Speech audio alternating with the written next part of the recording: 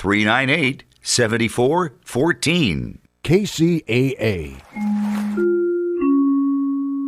And welcome. You're tuned into Take My Advice. I'm not using it. Get Balanced with Dr. Marissa, the morning show here on KCAA, NBC News, CNBC News, and NBC Sports Radio Station, AM 1050, FM 106.5, the station that leaves no listener behind, home to the agent Oprah, and celebrating 25 years, number one talk in the IE. I am Dr. Marissa and welcoming you to this show about hope and happiness. So there's no gossip, no scandal, no K-words, no Kanye talk at all. Instead, I want you to focus on your own reality show and how you can be happy 88% of the time. And if you've missed any of my past 1,150 something shows, so grateful to have been on for 624 consecutive weeks. Next week, we'll be celebrating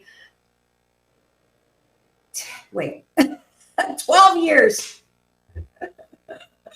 Where does the time go? My recall sucks. Just go free subscribe on my YouTube channel so you can get access to all of those wonderful episodes, wonderful people, wonderful guests, and wonderful co-hosts. And today is no exception. It is Thursday because it's Straight Talk with Dr. Marissa and James Hawthorne. Hi, everybody.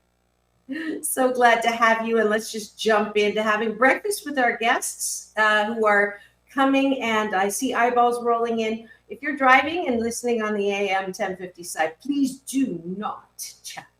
But once you land wherever you're going, go to my YouTube channel, and that way you can stream live with us and also chat and have breakfast with us, which is my morning blissipline or good life habit. 8 things that you're grateful for on top, and we're going to do it quickly and just do a one-word gratitude today. And then the bottom of the bun is 8 things that you're grateful for inside, which I call appreciations. It's also a way for the co-hosts and I to catch up on what's been going on. So, James, what are you grateful for this morning? I am grateful for streaming services. How easy it is to find just about any movie or show you want to see. And a lot of times you're already subscribed because you're so, you have this cell service or you have that cable service or you're an Amazon Prime member. I just love the ease of being able to find great entertainment for those nights at home and you don't feel like going out. I am grateful for paved roads. That's a good one because I always find myself cursing the road conditions in LA. I got a flat tire just the other week driving out through the Inland Empire. That was quite the adventure. Be careful out there, folks. Keep your eyes on the road. Apparently, LA has the second worst road conditions in the country next to the state of Mississippi. Oh, I was interesting fact because I was looking it up. I'm like, is it just me or is it really as bad as I think it is? So, yes, I'm grateful for paved roads. But boy, I wish that we would smooth out some of those potholes. Your gratitude? One word. Cheap oysters. I'm grateful for refrigerators. That's true. It's very true. I'm grateful for heat and eat delicious meal services for when I don't feel like cooking. I'm grateful for hair dryers. I'm grateful that my dog doesn't shed all that much because it's my allergy season and oh boy. I am grateful for allergy medication. All right, Amen. Let's go to the bottom of the bun. The bottom of the bun is gratitude turns inwards. I want you to exercise your ability to approve of yourself, to care for yourself, to love yourself. That is the hallmark or foundation of good mental health, which I'm an advocate of. So I'm forcing you to practice. We're actually going to model for you what we want you to do tonight before you go to bed. If you're really disciplined, you can plug your phone in another room so you're not doing MS, meaningless scrolling before you go to bed, which usually is bad news or some shocking stuff that you will not fall asleep with, or getting mad at someone or someone mad at you. Instead of doing that, this is what we'd like you to do is, what do you like about yourself? I like that I continue to sing And I made it into the next round of the karaoke competition. I won that top 7 slot. Congratulations. I love Thank that. you. I love that. Um, in stark contrast to the heat and eat meal service gratitude that I offered before, I like that I took the time to really learn how to cook because I love making food for people. And I'm pretty darn good at it, according to them. And it brings me so much joy to be able to prepare food for folks. I think it's the Jewish mother in me. I have one of those. And what can I say? I actually I had a Jewish grandmother. My mother was unofficially adopted by my grandma Anna, who was Russian Jews escaped during the time when Germany was attacking Russia, and so she came here, and she was a very good cook. I stayed with her doing my dissertation, my last year of my grad school, and in 9 months I gained 19 pounds. So I had to move out. So, hey, too much of a good thing, right? It was amazing. I appreciate that I am a huge law of attraction student and that it's been working. I got a call out of nowhere or a contact actually through email. There's an app out called Uptime. And it is a kind of like a hack, distilling books and teachings. And so they contact me, asked me to be on their editorial page. And yesterday or the day before, I got released to 11 million users on that app. So I'm very, very, very appreciative of I know that came because I don't try to control, or manipulate numbers. I am all about build it and they will come. If you build it, they will come. Field of Dreams. So that's so funny. That's exactly what I was watching last night. Speaking of streaming services and how I wanted to show my friend that movie, and that's exactly what we started watching last night. I love that film. That's like synchronicity right there. That's There a you what go. pot. Speaking of which, one thing, disclaimer before I go into that. If you see me do the great Houdini disappearing act and turn off my mic for a hot second, it's to blow my nose, which I imagine I'm going to have to do many times during this hour because my allergies are on one. And if I disappear for a moment, don't worry, I didn't fall out of my chair. Probably. I appreciate that. So just for those that might be watching or listening at home. Speaking of Field of Dreams and movies, I like that I'm able to be deeply moved by art. It helps remind me of some of my favorite parts of being a human being. And I love that movie in particular. I always get choked up over Dad, You Want to Have a Catch.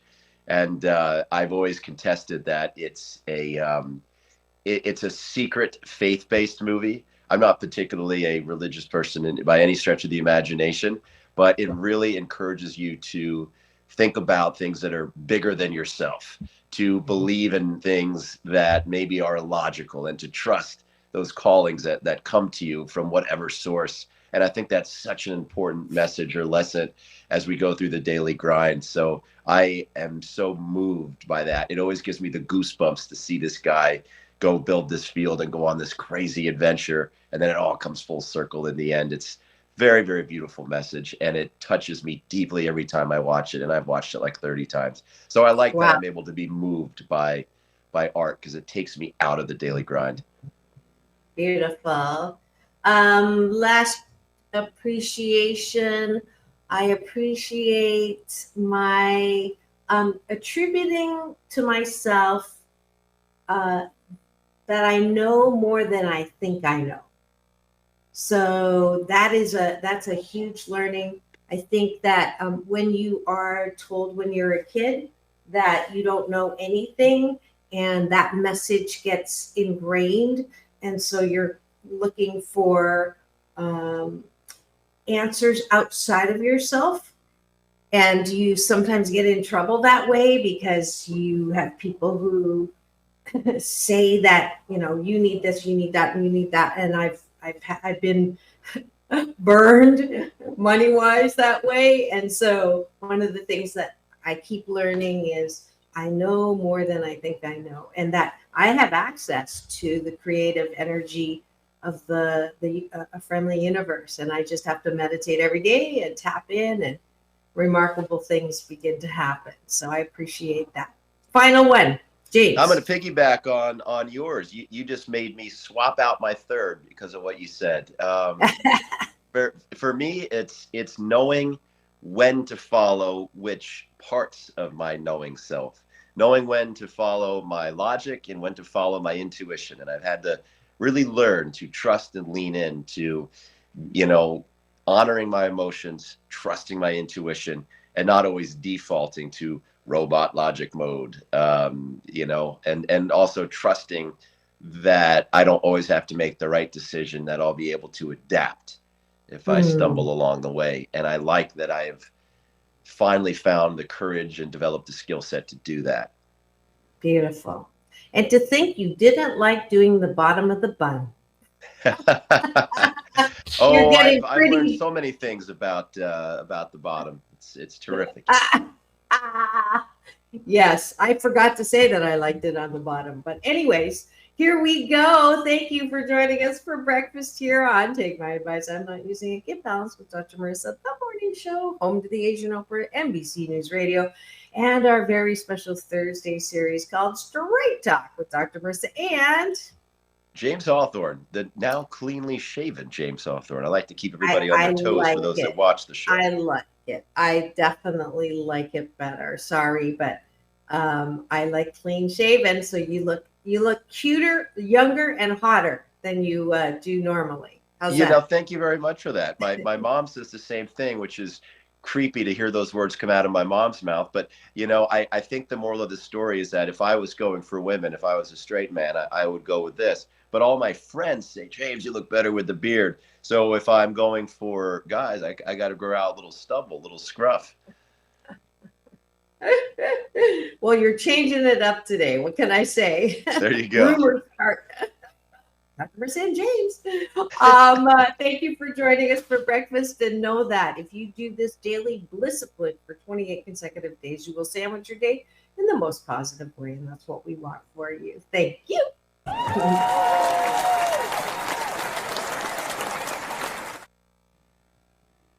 All right, and it's that time for the topic of the day. I got to get a drum roll sound.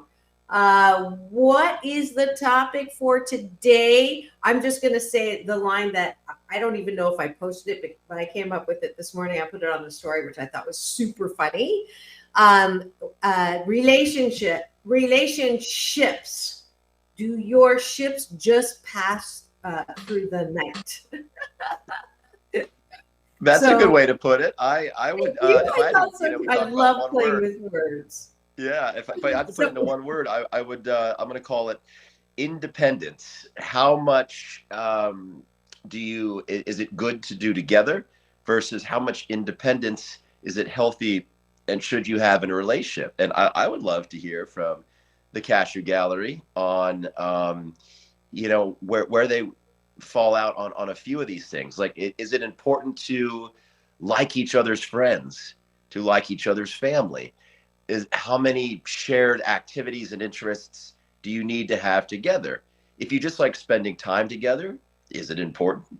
I think that there's lots of fodder for discussion around that topic today.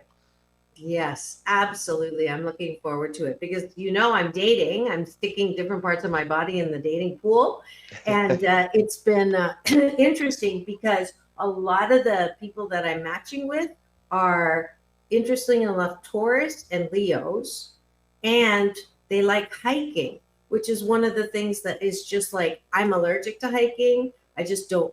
I love nature. I'm out on the water every week because I live on the beach because I love nature in the water, but I'm not crazy about dirt camping. I did it once. I do everything once, and that was it. And there's just no part of walking in the dirt that is fun for me.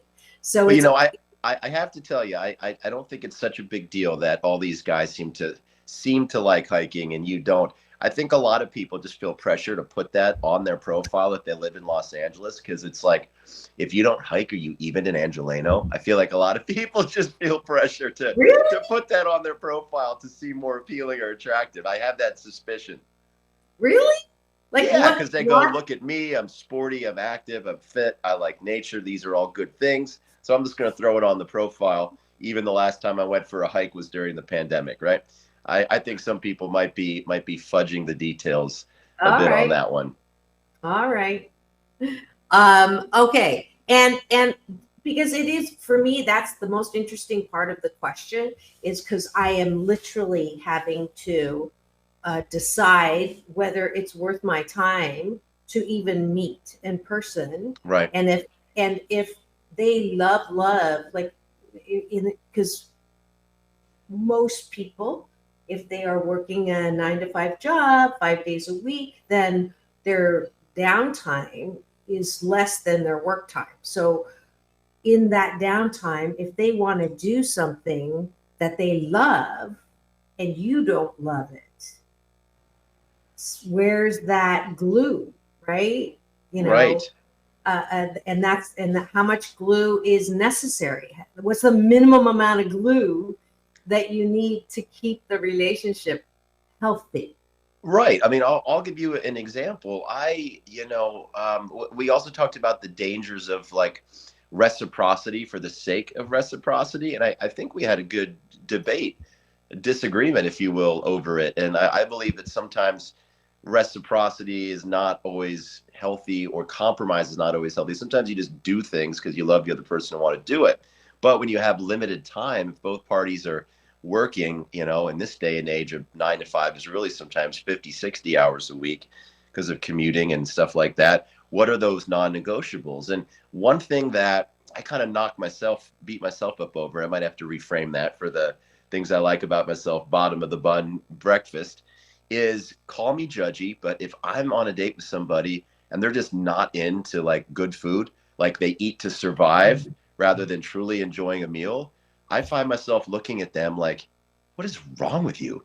And it's one of the things that I'm like the most judgy about, because good food, good meals, to me, it's a time to bond. It's a time to appreciate fully your two of your senses, taste, smell, and it just forces you to slow down, captive audience moment, have a couple hours to just decompress and really dive in deep, get to know one another, and enjoy like delicious food. And people that are like, all right, let's eat. Where's the check? What's the next activity? I'm like, no, this is the activity. So that almost at this point, I feel like it's almost a non-negotiable for me. If somebody doesn't enjoy sitting down and taking their time over a really good meal, and I'm I feel surprised kind of we judgy that's a thing for me. well that, I let's two moose I want to put on the table. One is when you know what your preferences are, that's not being judgy.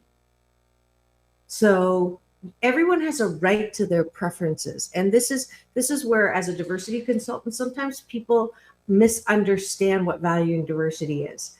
So it is not liking everything. You have a right to your preferences, and everybody's different, right? So if you enjoy something and someone else doesn't enjoy it, it's just not a match.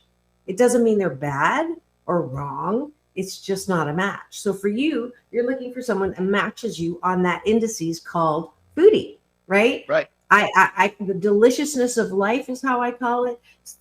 I post, on being one with my food. Not all the time, but it's kind of funny. But it's true. I love, and I'm surprised we haven't gone out to have a meal together, because that is like my probably number one. Well, no, number one is, do you like orange haired Cheeto leaders?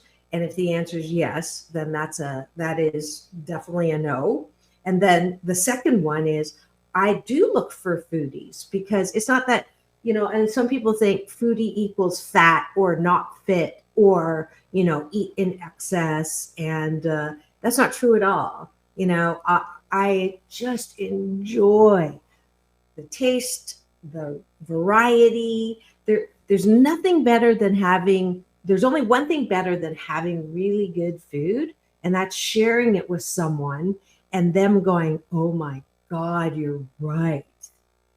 That Yes. just makes my heart sing, Me right? too. When I talked about how I love that I really learned how to cook, especially if I make the meal, that's great. Or if I can introduce, I love being a guide to what I consider to be the finer things in life. If I can turn people on to a great movie, a great meal, a great destination, it really warms my heart. For some reason, I like taking a leadership role in that part of my life. It really brings me much joy when I can introduce experiences to other people. So this one might be surprising. While food is a big deal for me, and if they're not into having a nice meal or appreciating good food, what's not necessarily a big deal to me would be like travel. I personally have a need to explore and see the world in a sense of adventure. And if they're like, what's the big deal? I don't, flying's a hassle. I don't like being uncomfortable in a third world climate. I say Caribbean. I think beauty, beaches, scuba. If someone else goes, heat, sweat, mosquitoes, international travel, what's the point? Let's just stay at home. I'm okay with that because I have friends that like to travel that I can do that with and share that experience with. As long as when I come home, they have an interest in, tell me all about your trip. And as long as we can have that like download after, and I say, well, what did you do? I was God, tell me about it. And we have a great bonding over that time apart. Mhm. I'm okay with it. That said, I think I would feel a little bit of remorse or pity if I have this life-changing trip and they can only understand it up to a point because they weren't there to experience it. I don't know if that would be a deal breaker, but I would certainly feel a sense of like, well, now there's a part of me that you're never going to fully know. But I think at the end of the day, I'm okay with that because you can't be somebody's everything. Your romantic partner might fill some of those needs, but for other needs, you call your sister, your brother, you have a friend that you do those things with.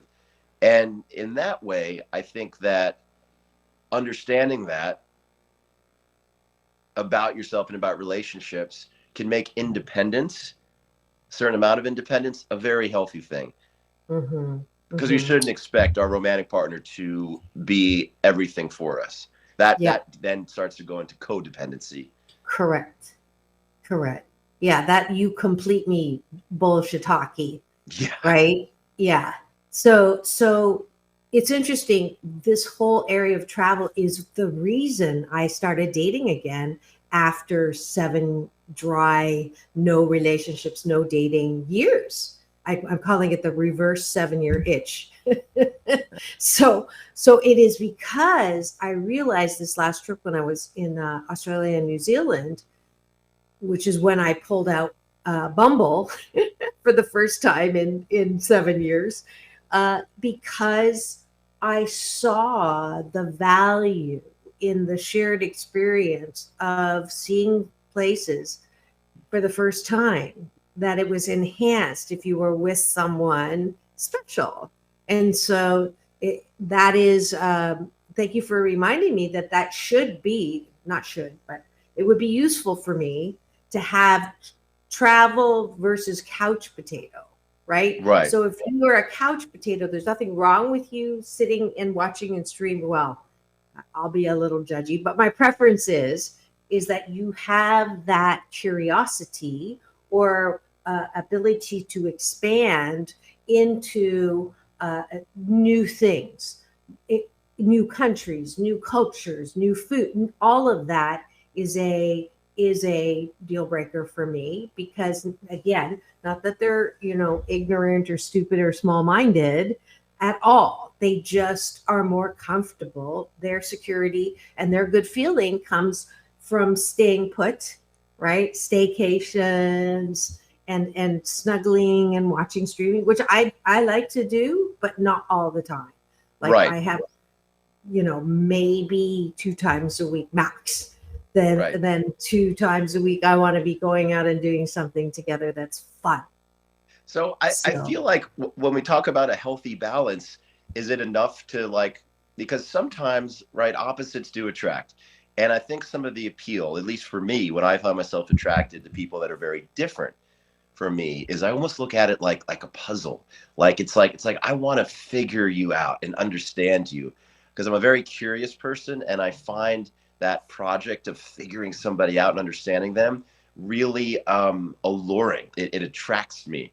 And I also look at it as an opportunity for growth, right? I might end up learning some new things about myself by venturing to do some of those things that I didn't think I would like all that much. So, I don't want to say that you have to have all these things in common because if I say that, I'm then also saying that opposites should never be together, because it doesn't work, right? So, is it enough to have just a couple of activities that you like to do together? And is it enough to prioritize a chunk of time each week where you do those two things at least like once a week and you spend that quality time together? Is that enough? I think it Yeah, can be depending on what each person's needs are for time together in a relationship. yeah.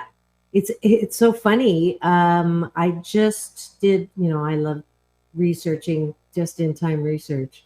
And I just put in how similar should people be to have a good relationship? And what comes up, find my glasses.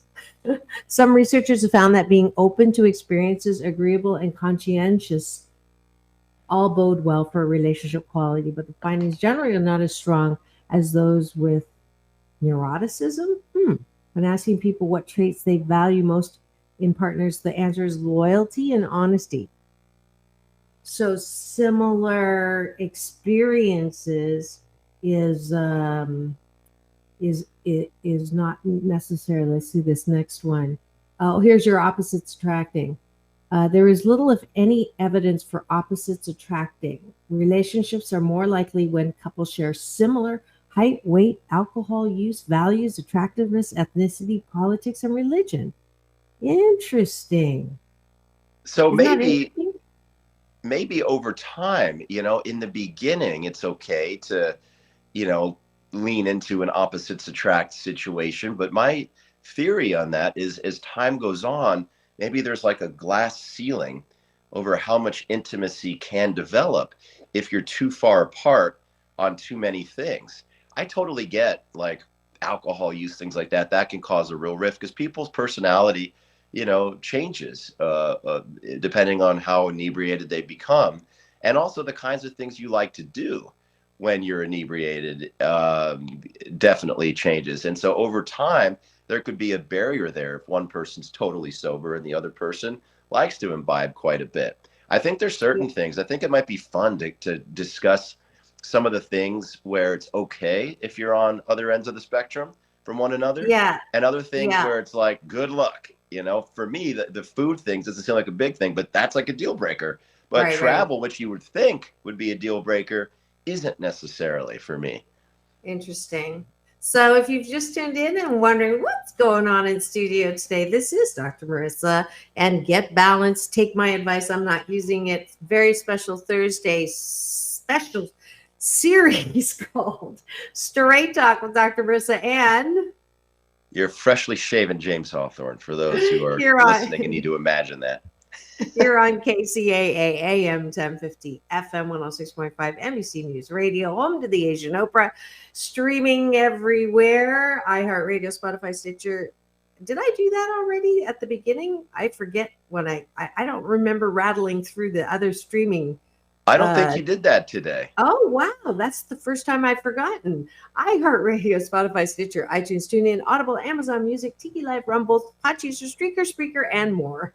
And we are number one talk in the IE and trying to be number one everywhere. And because I'm just slightly competitive, it's not whether you win or lose, it's whether I win or lose. And this is the station that leaves no listener behind, 25 years strong. So glad that you're here. I see some eyeballs rolling in. The topic today is do your relationships just pass through the night? speaking to the idea of independence, how similar or different can a relationship be? Are there any guidelines, any rules? And that's what James and I have been talking about. And I have to say, based on your last comment, I did end did not go for a second date with someone who had a love for red wine, and there's nothing wrong with that, and there's nothing wrong with getting a little tipsy on a date. But I, as I'm sober 15 years. It doesn't bother me per se, like it does, like I'm not craving when someone else is drinking, but knowing that that's a part of his, what makes him happy, right? And it doesn't make me happy to always be a designated driver, or kind of watching someone get drunk. That's just not what I like to do. So it's not a match. And Right. so that is something that I had to, okay, that's important, and therefore I'm not going to do that. I'm not going to go on a second date with him. Another guy example was, he was an avid Saturday morning bike club, through the streets of whatever. And that's a major fun function, I think, for someone who, gets his exercise and fun, and there's social aspects of that. And if I am not interested in picking that sport up, I think that is a deal breaker, because it is. That's why I opened with the hiking thing, because if hiking is really important to you, I'm not your girl. Right. If I mean, I biking, think it depends how much time you have in the day. If you both have incredibly busy schedules and you're not matching on at least a couple activities that you can do together each week, I feel like there's a glass ceiling over how intimate you can become. But I also think there's strategies for navigating that. Let's say that you both are healthy, active people, but don't like any of the same activities. For example, let's say one partner loves to swim and the other loves to do CrossFit. Maybe it's a thing where you just schedule it so that it's at the same time. So you're like, all right, honey, enjoy your swim. I'm dropping you off at the pool. I'm going to go do CrossFit, pick you up in an hour. And maybe it's one of those things where you're both doing the thing together and that you leave together. This is especially true for couples that maybe live together. And if you don't live together, it could be, hey, let's go get our workout in. I'll come pick you up and then we'll go to dinner. So it could be one of those things where you are still going out together to do the thing, but one person does their preferred activity, the other does the other. Or even if you're going Mhm. to the same fitness club, one might jump in an aerobics class or do a Pilates session, and the other might be lifting weights, but you go together, that sort of thing. Yeah. Yeah. I think the idea of balance, like you were saying before, it's all about balance. I keep saying Right. that because that's my brand. If you have nothing in common, and that's what the scenario that Don Miguel Ruiz says in Mastery of Love, where I get a lot of my relationship advice. The and I put this in my book, is if you want a dog, don't buy a cat.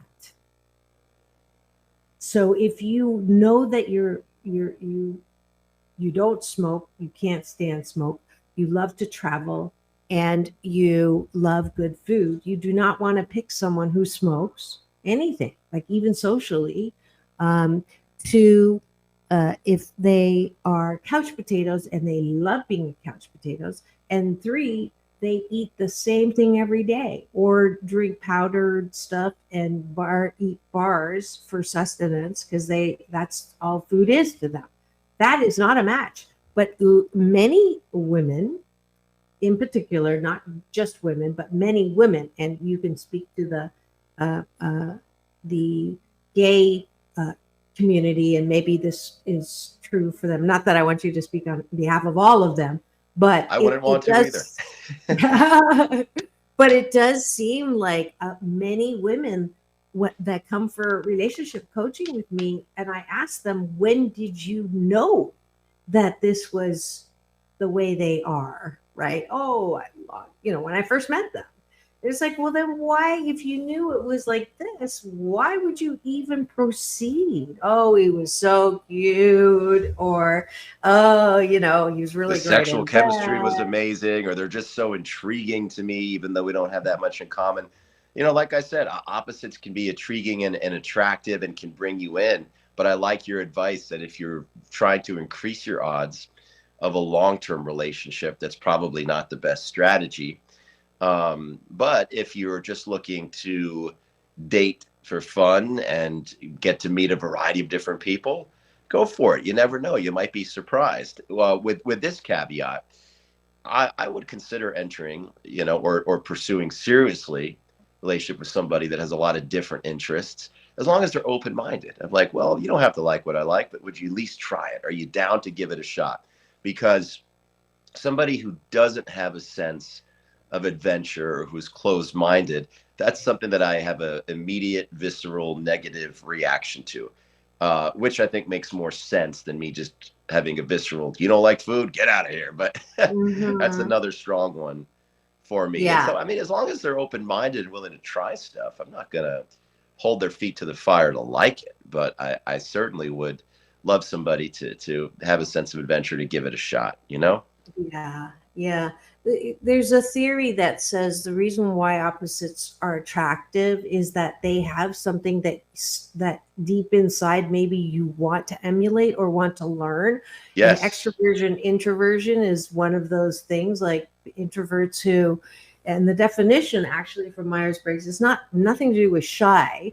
Introverts get their energy by being in isolation or on their own, and extroverts get their energy from being in a social situation where they feed off of other people's energy. That is the accurate definition. So it's not something, nothing to do with party animal versus shy person.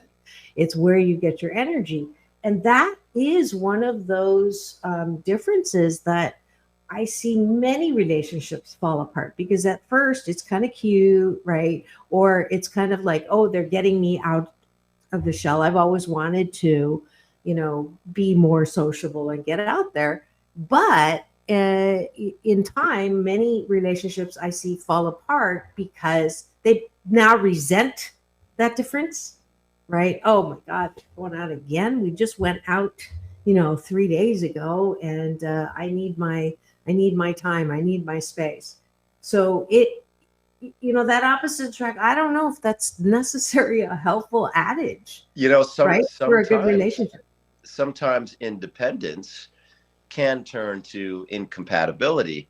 So I think, you have to be honest with yourself about, well, if this person never comes around to want to go out this often or never wants to travel, am I really okay with that?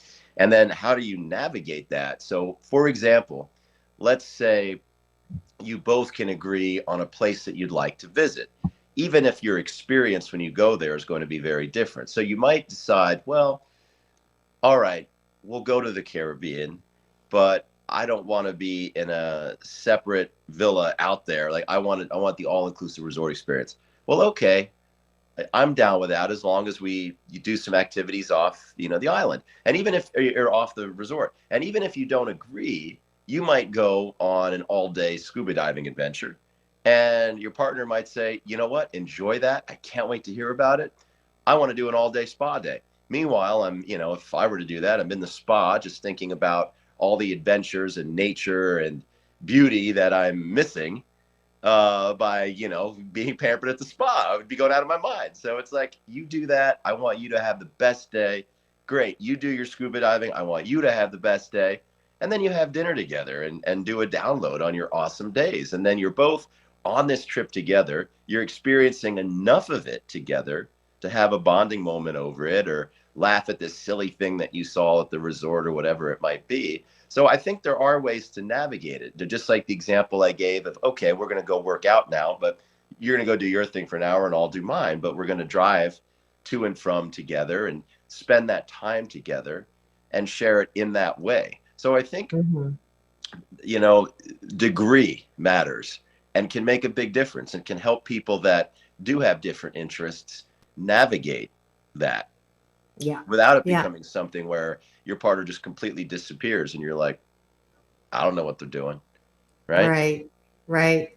I met a couple who came to my Tai Chi class when I used to have time to teach my balanced Tai Chi going on the beach. And they came to the class, and I learned that the husband really didn't want to do it, didn't want to be there, but they have a point system in their marriage, and have been married 30 some plus years. I don't know when they started the point system, but when one of them really wants to do something that the other one doesn't want to, they have a, a,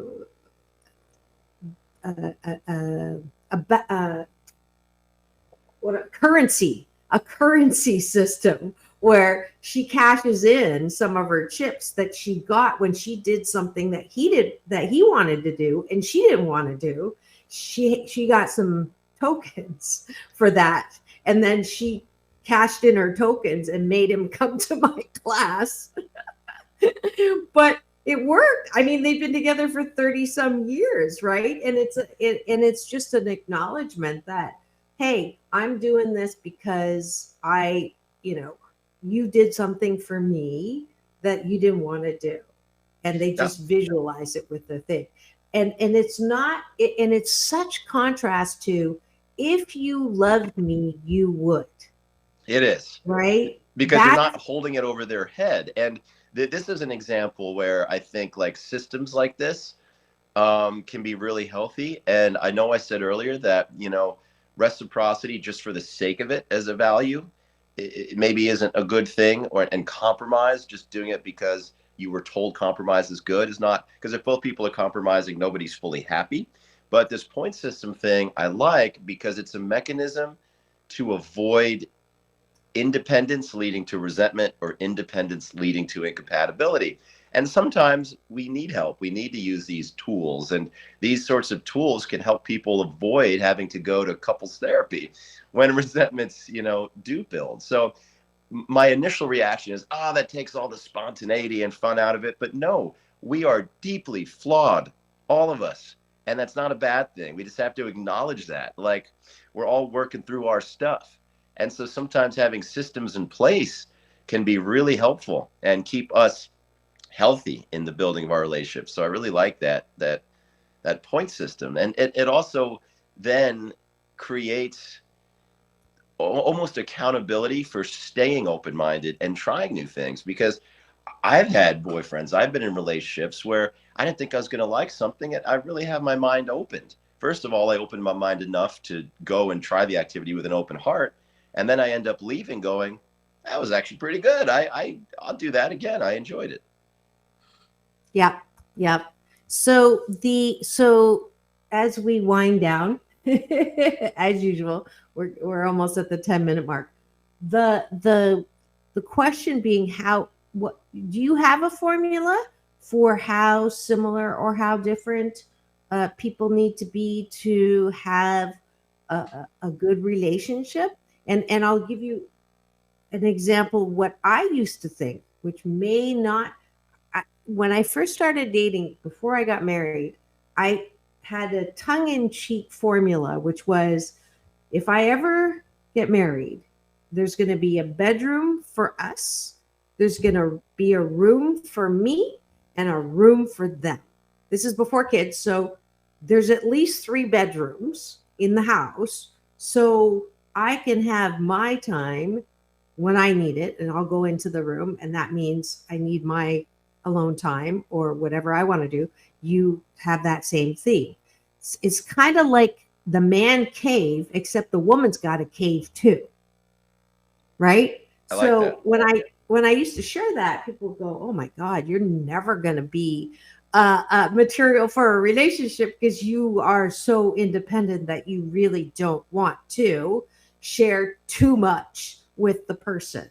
And my point is, even now, that's why I was single for 7 years, is I did not think I could have a relationship without having to give up my independence. Right now, we're putting the moose on the table, the elephants in the room, because this will continue. I can barely find enough time to chat with people who I've matched with to see if there's enough chemistry to meet or talk on the phone, let alone meet. So this is what I am continuing to be challenged with is, am I willing to give up the independence that I enjoy to be in a relationship? Is there enough of a payoff to compromise? Is it possible for relationships to be healthy and meaningful when there are so many independent activities or orientations for the person? I think what you asked about a formula, and I'll start with a simple answer and then break it down a bit. What I said earlier, I think there has to be at least a couple things each week that you really like doing together, right? That require time. And of course, here's the thing: if you're in a relationship where you're living together, you're doing life together. So even those little mundane things, it's still quality time. If you're not living together, you obviously have to enjoy the time you do spend. So there have to be at least a couple of things that you can bond over. But nobody should ever have to give up their independence in a relationship. I think it's so important for both parties to be independent and completely fulfilled in their own. And you wouldn't want somebody to give up their independence to like depend on you, to need you for anything. It's one of these things where the relationship just elevates that experience. And especially for those folks that are in the opposites attract bucket, I think your advice is incredibly important, and self-awareness is crucial. If you want to buy a dog, don't get a cat. Buyer beware. Know that, you're picking a potentially more challenging journey. But for those people, and I have a streak of this, I love figuring out and being around people that just operate different. To me, it's magnetic, it's attractive, but also understand what you can go into it, knowing yourself, what you can tolerate, what you can't, so that if there's too much independence, that it doesn't develop into incompatibility and resentment. So it's one of those things where I think it can work. You just have to tread carefully. And I think, you have to put a little extra work in to find those happy compromises where both people get that win. Like the vacation scenario with one person scuba dives, the other spends a day at the spa, you have dinner together, or the working out thing, or the introvert extrovert thing. I know somebody who is a social animal. They go out 6 nights a week. Now, the guy they're dating can only do 2 or 3 nights a week. He's not an introvert, but I would say he's a, extroverted introvert. So he Uh-huh. likes it to a degree, and he says, "Go take a friend to this. Like what events do you really want me to be at? I'll be there, but go invite a friend to the rest." And they're okay with that because they understand and appreciate each other's differences. So I'm so glad you brought up the introvert extrovert thing, because that doesn't have to be a deal breaker either. You just have to find your system with that person in that relationship that works. Like that couple with the point system, I thought was really great. Yeah.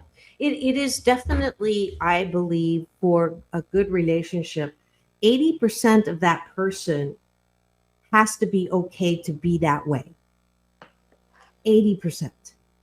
That old adage of, I want to change you, or I see the potential in you and I have to train the man or I have to train the partner, that to me just is like a huge, yellow warning sign, warning Red. sign, because yeah, maybe not just yellow, red. So it's so interesting though that fix it model is so prevalent, right? Well, I think a Because lot if of you're people do it unconsciously. They're fix-it types, and they don't even know that they're operating in that way. So much of our behavior, you actually need a really close friend to say, I've noticed the pattern, right? That or a good therapist. Sometimes they're the yeah, same thing. yeah, absolutely. And it looks like we have 5 minutes left. So if you've just tuned in, you can get this show on my YouTube TV channel that houses all past 1,150. What are we?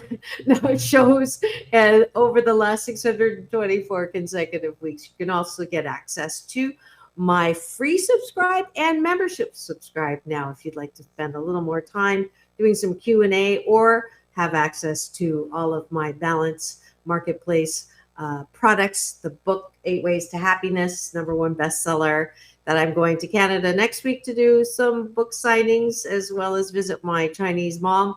But I'll still be here bringing you the shows as I broadcast from Canada. You know, there's a separate playlist actually with Straight Talk with Dr. Marissa and James Hawthorne.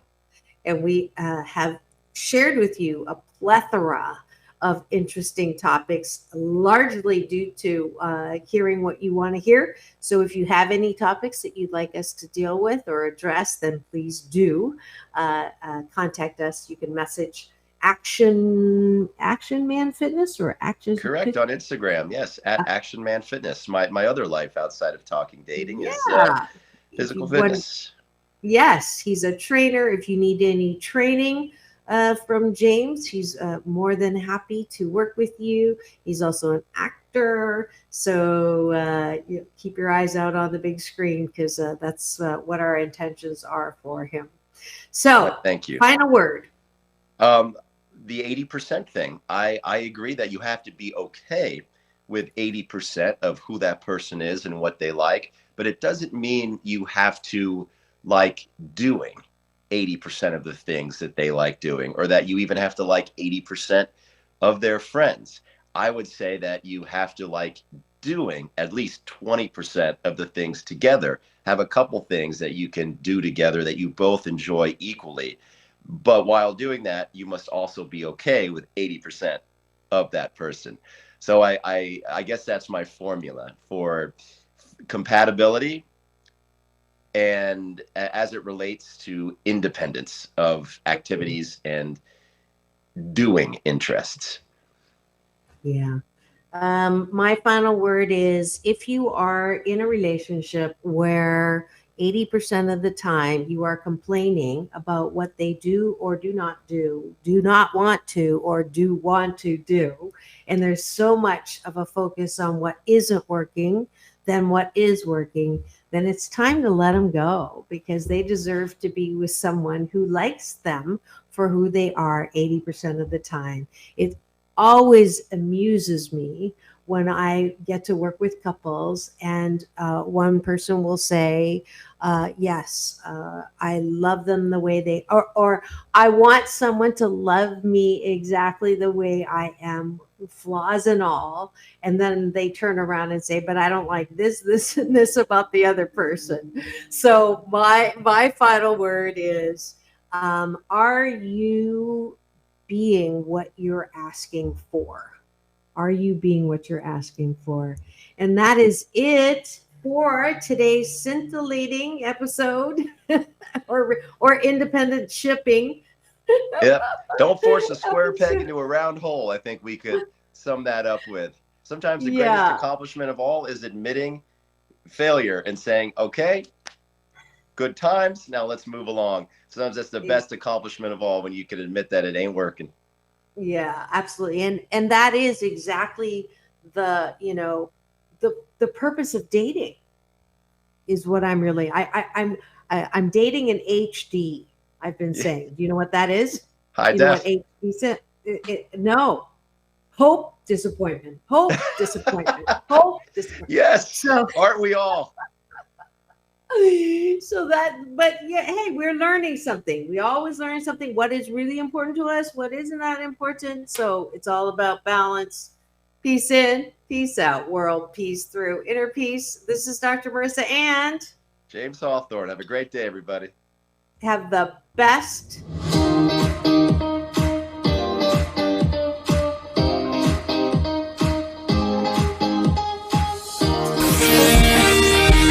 NBC News on KCAA Loma Linda, sponsored by Teamsters Local 9.